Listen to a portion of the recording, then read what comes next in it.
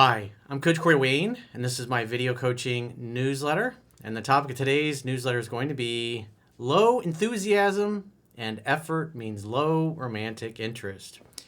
Well, I've got an email. This is from a guy. He got set up by some mutual friends with this woman that they know. And he said he wasn't expecting it, so he kind of froze up when it happened. And so it was kind of a weird, awkward meeting. And then he said he excused himself, but then later on that night, they ended up reconnecting, ended up fooling around, a little kissy poo. Same thing happened a few days later. But when he actually tried to set a date, she canceled at the last minute and started jerking him around. And now he's going, what the hell? So I got a quick quote that I wrote about this topic, because the idea is you want to not waste your time with people. And especially when it comes to women, because they don't want to hurt a guy's feelings. And they'll say things that make you think that, wow, she really does like me. She really is interested. And then she'll give you some kind of rational excuse of why she can't get together. And you think, oh, okay. And yet you can't ever really get together, or you'll see things like this guy is going through when I go through his email. And you got to bottom line the actions, because the actions tell you everything. And what you're looking for is enthusiasm. Somebody that's excited to be with you. I mean, think about it. When you call up your best friend and you're like, hey, let's get together and hang out, what happens? They're excited to see you. They're excited to hear from you. They're excited to catch up. They appreciate the opportunity to get together. And you should have the same standards for your romantic life as well. If there's a lack of enthusiasm, I wouldn't waste my time. And so the quote says, when people really care about and are interested in you romantically, they make plans that they keep and are excited to make them with you.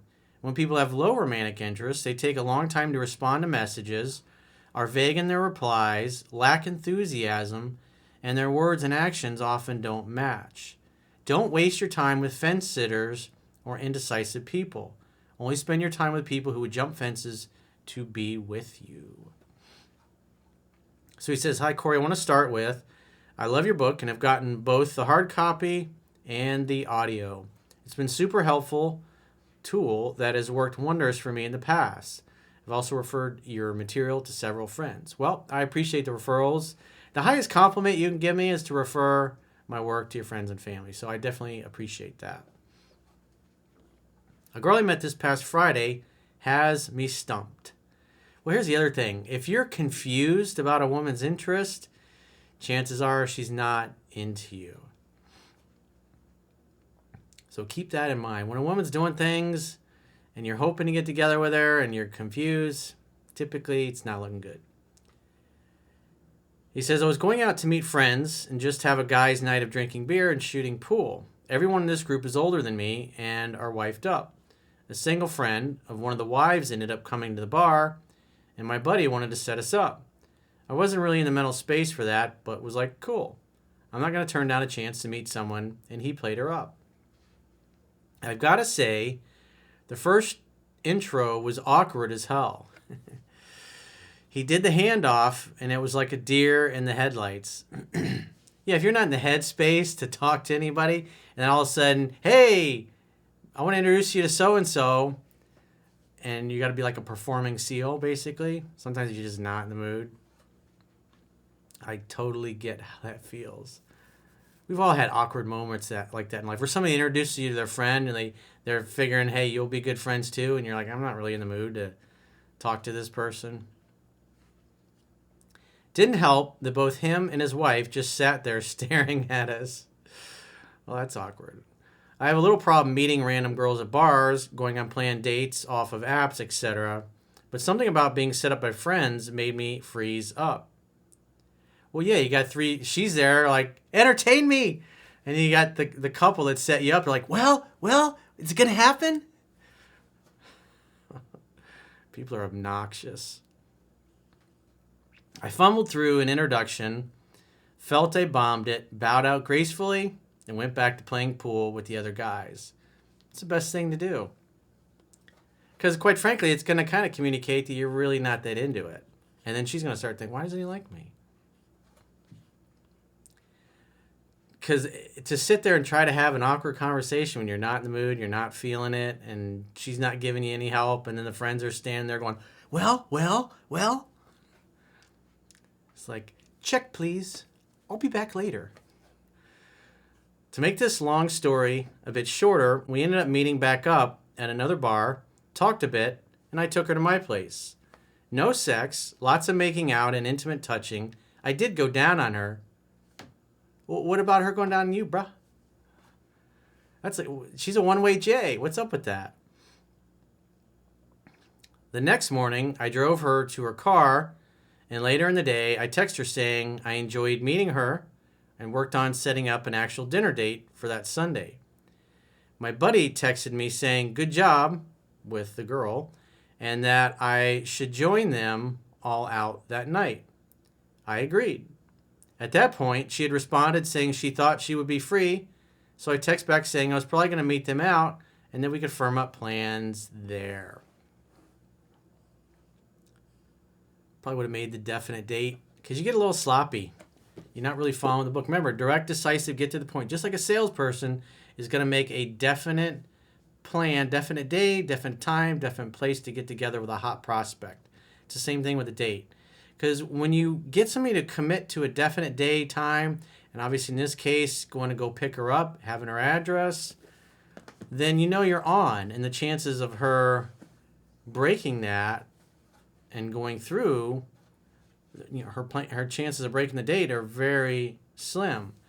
And because it causes them to commit to you, and if they don't really want to commit to you, they'll wiggle out of it, and that's what you're looking for. How serious of a buyer are they? Meaning buying what you're selling, which is you. So we went out. It was kind of a cold start. As the drinks flowed, she warmed back up to me, and we began talking and flirting to the point it was like we were the only ones there. She brought up the dinner date, and we made plans. We ended up going to her place after. Still no sex, but a lot of making out, touching, cuddling, etc. I would highly encourage you to read this 10 to 15 times, especially the part on 2 steps forward, 1 step back.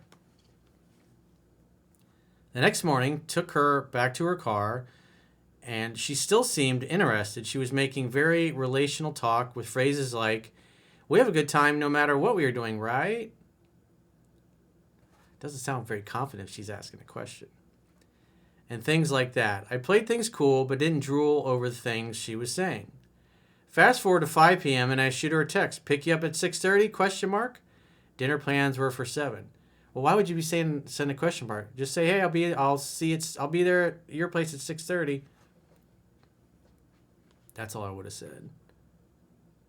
But you should have had definite plans no matter what. She came back with an excuse of wanting to stay in to get ready for the week. And we could reschedule for later in the week. Yeah, whatever. She just didn't want to see you. That's the bottom line. Does that sound like somebody's like, oh, I can't wait to see them? Yeah, I got to organize my sock drawer tonight. I can't make it. Something just came up. My closet's out of order. I got to really spend some time working on that for the week. It's rude to blow somebody off the last minute like that. But he kind of opened himself up for it. I'd pick you up at 6:30 with a question mark. Makes it easier for you to go, shucks, my closet, I got to really pay some attention to it. It's getting kind of messy in there, and I got lots of shoes, and I got to do some organization around here. I got to get ready for the week. I got to line up all my pairs of shoes that I'm going to wear throughout the week.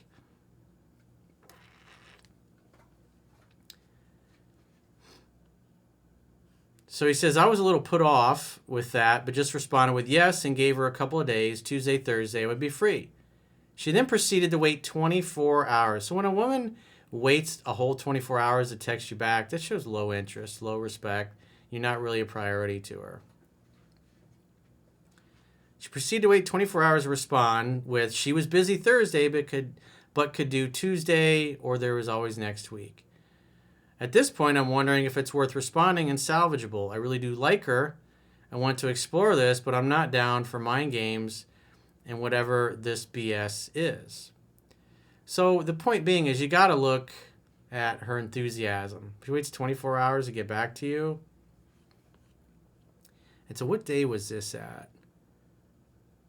So they were supposed to get together, what was it, Sunday, I guess it was? But point being is if you're going to do Thursday or the Tuesday of the following week, I guess, It's up to you to be the guy making the definite plans. But the really important thing to look at is that she ditched you like literally an hour or so before you're supposed to go out on a date. So even if you'd have made a date for the Tuesday, the day you were both available, what's the likelihood that she would have kept it or come up with an excuse at the last minute why she couldn't make it? So that's the important thing to look at. And if it was me, I would do the takeaway. If she waited 24 hours to reply, I would say, "Oh, sorry, didn't hear back, so I made plans for Tuesday. But what's your availability next week?" I would put the date off further in the future because you want to match and mirror her actions. Her actions are showing you that you're really not a priority to her, and your time's not very valuable, and she doesn't respect you or your time, and so therefore, set a date a week and a half out in advance. But you got to do a definite day, definite time, definite place to get together, pick her up. So I'd make one more attempt to make a definite date and see if she keeps it. But if she texts you a few hours before with some BS excuse about having to cancel or reorganize her tool shed or whatever, I wouldn't even bother replying it. I'd just delete the number, move on to the next. But at the end of the day, if you think about your first meeting, it didn't go well. And even the second time you saw her, it wasn't like sparks. It took a while for her to warm up to you. And so that's telling that the women that I wrote about in the book here, that never happened in those dates. There was always enthusiasm. They were always excited to see me. And that's the important thing with putting those examples in there, was so you could see the difference between women that really like you and women like this are like, Do you really want to spend your time with somebody that's like, I got to get ready for the week. She just has low. Was it Brad Pitt or Justin Bieber? She'd be all over that. She'd quit her job just to go out on a date with one of those guys. So if you got a question or a challenge and you'd like to get my help, go to understandingrelationships.com, click the products tab at the top of your screen, and book a coaching session with yours truly. Until next time, I will talk to you soon.